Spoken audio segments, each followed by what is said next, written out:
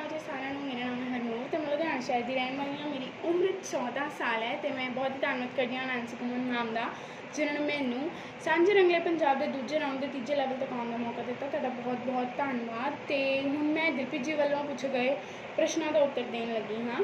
मेरा पहला प्रश्न है कि व्यांदड़ शब्द तो की भाव है? ਵਿਆਹੁਣ वाले मुंडे नूं या ਵਿਆਹੁਣ योग मुंडे नूं व्यांदड़ कहा जाता है। मेरा दूजा प्रश्न है कि घोड़ी किस तरह का लोक गीत है? मुंडे के विआह विच गाए जाने वाले लोक गीत नूं घोड़ी कहा जाता है। मेरा तीजा प्रश्न है कि पुराने समय विच कनक किवें पींदी जाती सी?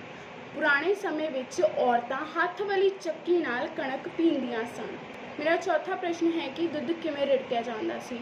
दुध मधानी नाल रिड़किया जाता सी। मेरा पंजवा प्रश्न है कि हारा किसनूं कहा जाता है? हारा विच पाथियां जां बालन पा के अग बाली जाती है। सत श्री अकाल।